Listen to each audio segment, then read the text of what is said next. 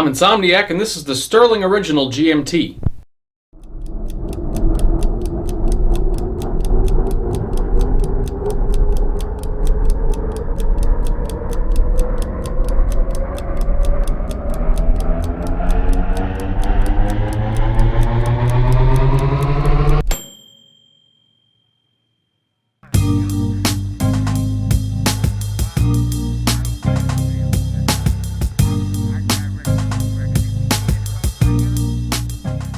First of all, another big shout out to Anthony for sending this in. A lot of the watches you've seen reviewed on this channel recently are from Anthony's collection.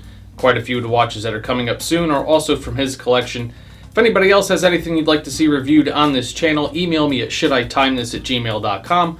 I will let you know where to send the watches. They'll be reviewed, insured, and sent back. Now, as most of you probably already saw by the thumbnail, this watch was clearly inspired by the Rolex GMT-Master II Batman. Aesthetically, it's crystal clear that this is Stuhrling's version of that watch, all the way down to their version of the Jubilee bracelet. But instead of making my usual comparisons to the original watch that it was influenced by, let's just take this piece by piece, the way I do with the sections in my reviews, and see how this watch holds its own. Also, before we dive into this review, please hit the subscribe button and the notification bell. I have a lot of new watch reviews coming up soon that I don't want you to miss. Alright, let's get into the watch.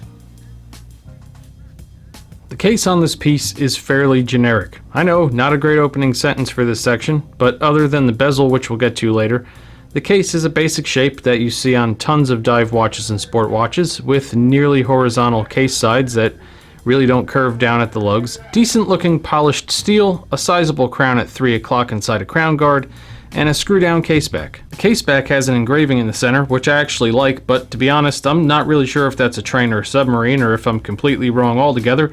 Somebody let me know in the comments what this is. Either way, it looks pretty cool. The outer edge of the caseback has engraved information about the watch. Back to the crown for a minute. The knurling on the screw-down crown actually has a good grip to it, which makes it easy to manipulate for setting the time and date and GMT functions.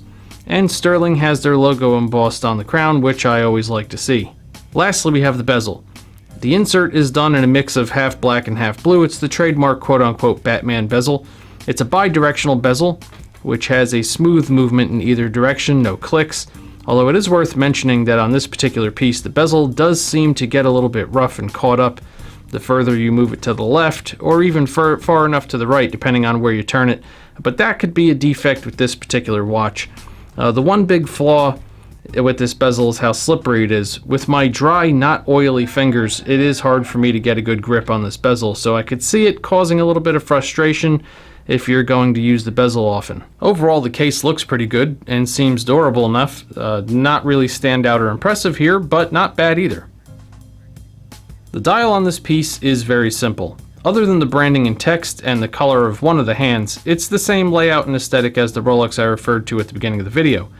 The base of the dial is flat black, the outer edge of the dial has a small printed minute track, and just below that track you have the hour markers, Lume-filled applied circular markers with polished steel borders for all of the hours except for the quarter hours. For the 12 o'clock position, you have a large triangular index and you have large rectangles at 9 and 6, while the 3 o'clock position is taken up by a date window, black numeral on a white disc. Now normally I'd say that's the wrong choice for the date disc, being that the dial is black, but being that the large lume fillings are white and this date window takes the place of an hour marker, having a white disc showing through the cutout for the date actually adds the right balance from one side of the dial to the other. While we're talking about the date window, let's talk Cyclops. If you watch my channel regularly, you'll know that I'm not a fan of using a Cyclops to magnify the date window, and that's because in most cases you get nothing but distortion when you go to look at the date, unless you're looking at it from directly above and dead on.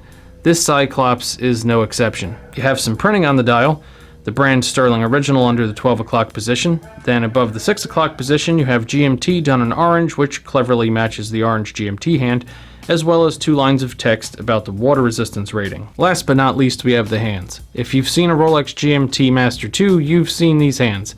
They're an almost exact replica with minuscule dimensional differences. The only big difference between this watch and the Rolex it's modeled after is the GMT hand, which on this watch is orange for some reason rather than blue like on the Rolex, but it still looks good and works for differentiating the GMT hand from the others at a glance, so no problem. Overall, it's a clean and simple dial with high legibility and a handset that's a perfect length for this dial, so pretty solid. There are two usable complications on this piece, the date at 3 o'clock and of course the GMT function. Now both of these are useful complications and both of them work well, but where we lose a couple of points is with adjustability. The stem position to adjust the GMT hand is also the stem position for adjusting the date. So let's say you're adjusting the position of the GMT hand and you overshoot where you're trying to set it by a small margin. Instinctively, you're going to turn the crown in the opposite direction to move the GMT hand back a little bit, but when you do that, you'll notice that the date flipped. And when you try to move the date back to the correct numeral by turning the crown in the opposite direction, all it does is move the GMT hand further from where you were trying to set it in the first place. So basically, you have to be very precise with your movements when setting the GMT hand, or what you wind up with is 2 minutes of flipping through the entire date disc to get back to where you were in the first place and rotating the GMT hand around the entire dial to set it exactly where you want it again. Not the most intuitive functionality making adjustments to either of those complications. The lume on this watch is fairly poor. The first issue, as you can see here, is that despite what I'm assuming is the same luminescent material used in both the hands and hour markers, the hands glow significantly brighter than the hour markers and last longer on a single charge. On top of that, nothing on this dial actually picks up a charge very easily from standard indoor light, even when I'm sitting under the bright LED light bars in the office. To charge the lume to this point, which isn't even all that impressive, you need to charge the lume in the sun or with a direct light source. So it has lume, but it's not very good.